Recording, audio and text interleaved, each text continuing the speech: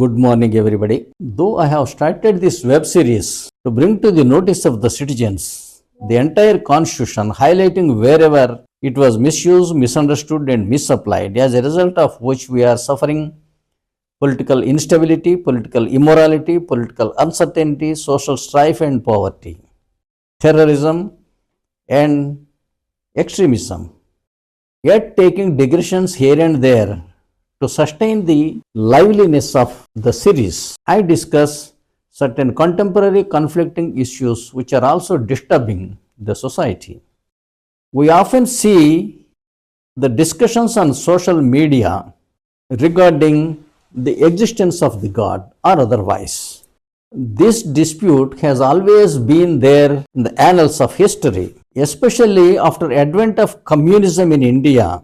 Attack on Indian traditions, Indian customs, Sanatan Dharma, and the concepts of Hindu gods has come under attack. Since communist is a political party having lakhs of members, having a dais and a public address system, they were fearless in criticizing Sanatana Dharma and the followers of Sanatana Dharma, and sometimes in hardest terms. Thereby, some others also were influenced and using the same type of language and concepts in criticizing Bhartaya Sanatana Dharma. Nowadays, I find more of such people. Mostly, they are the people who have recently migrated to other religions. So, people who have migrated to other religions recently would be more aggressive, more against their parent religion. And they are taking several covers, several shades to dent Sanatana Dharma. Some come as communists, some come as atheists, some come as Ambedkarists, some other as organization against superstitions. So a person may be wrong, but his subject may not be wrong. If you go to 4 doctors, you may not get uniform opinions. If you go to 10 advocates, each may give you a separate kind of advice. So we cannot say that the medicine is false or the faculty of advocacy is wrong. It is the efficiency of that person which is relevant. Gone is gone. These people, whoever want to criticize Sanatana Dharma, will speak of what happened 5,000 years back, 10,000 years back, or 3,000 years back. But these people, I am sure, will not be able to tell the name of grandfather of their grandfather. Whatever has happened, due to whomever it has happened, it is immaterial. Now that we have a vested constitution, the largest one and the best one in the world, it is our responsibility to honor the constitution. These aggressors, I find sometimes they eulogize, they praise Ambedkar, but they do not respect the constitution compiled by him. This is a dichotomy.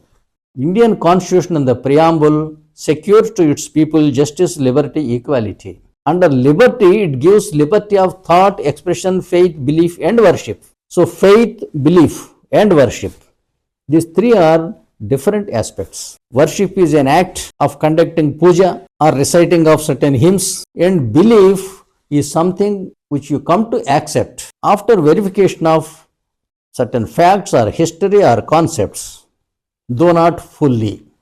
But whereas faith is such that you don't want to verify its veracity, you take them for granted, whether they be wrong or right, you would like to adore them. Such are the faiths. So as such, faith, belief, and worship are the constitutional rights given by the Constitution by Dr. B.R. Ambedkar. So anybody criticizing the faith, belief, and worship process of other people is definitely a constitutional criminal offender. If it is freely allowed to be aired on social media, it is the fault of the government. Now the government is also an offender to freely allow such kind of criticism. It gives you also, every citizen, the right of faith, belief, and worship. It doesn't mean that you can criticize the faith, belief, and worship of the other man. You can have your own. You can follow your own.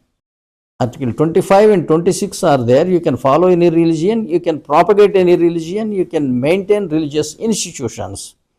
When this is an equal right of all citizens of India, how is that somebody so blatantly, bizarrely, brazenly uses vituperative language against faith's belief and worship of other men?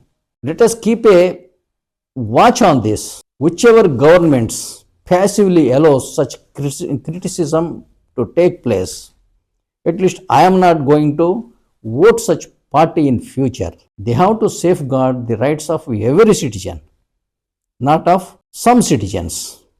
Somebody asks question, is there a God? Or he asserts there is no God. Should he not know to whom is he referring? That is not the proper question he should put forth. He should question what is God. First, without knowing who is Mr. X, can you ask whether does he exist or where is he? That question you can put forth only when you know Mr. X. Though the relevant question is, what is God? In fact, Hindu religion is the basic tenet is only that. Hindu sages are seekers. Whoever believes that the God is not there, they are also foolish, they are also superstitious. They are closing their eyes to reality and they are closing their mind to seeking. As far as my knowledge goes, Adi Shankaracharya propounded Advaita. Advaita means no two things, there is only one thing, that is God. What is that one thing? Is the universe. He said it is subject to change. Change is permanent. Our bodies are not permanent. Even the shape of this universe is not permanent. It goes on changing. So when it is said that the universe is the God and you are part of the universe. Aham Brahmasmi, I am Atma Brahma, I am Atma Tattvam Asi. I am the Brahman means I am the universe and you are also the same as I am.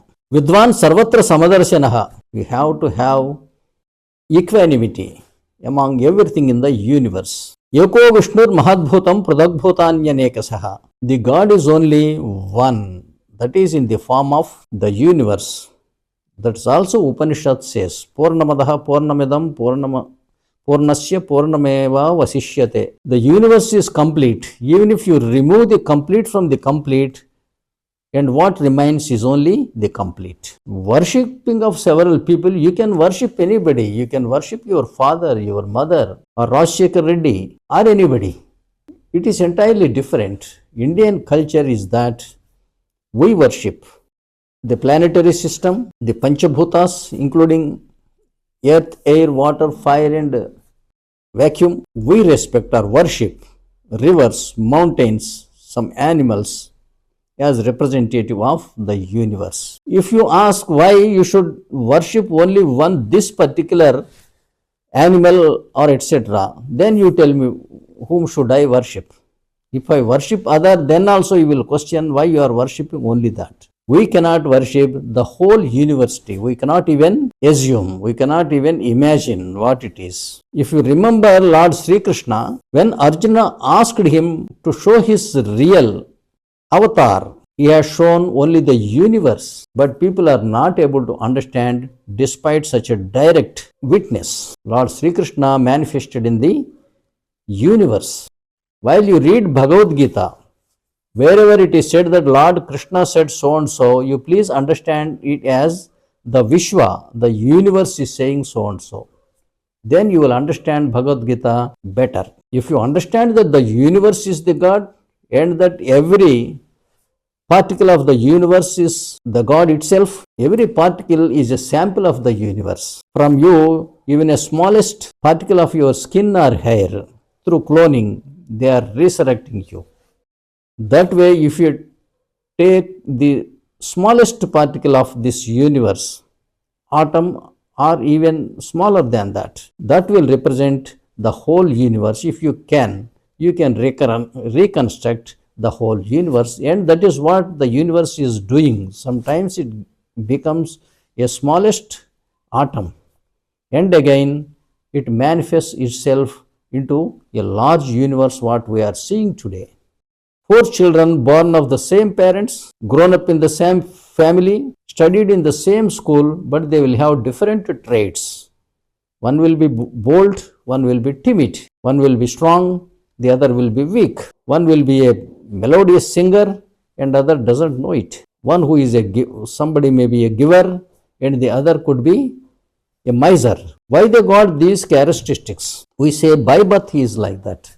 Why by birth like that they are? Can we make them good people by any injection or medicine? The only answer is that they carried these traits from their previous lives. That is what is explained in Bhagavad Gita. People take solace in faiths, beliefs and worships. Anybody trying to destroy their faiths, beliefs and worships are only demons. They want to destroy. When I have no scope of survival, when I have no scope of going to a corporate hospital and get treatment, what is left with me? I pray to God that I may be cured. I will take whatever medicine given by my indigenous person, or I will take the blessings of so many gods. What do you expect me to do more than that when I do not have access to such hospitals, or when I do not have resources to access them? Even if you access, sometimes the doctors would declare that you are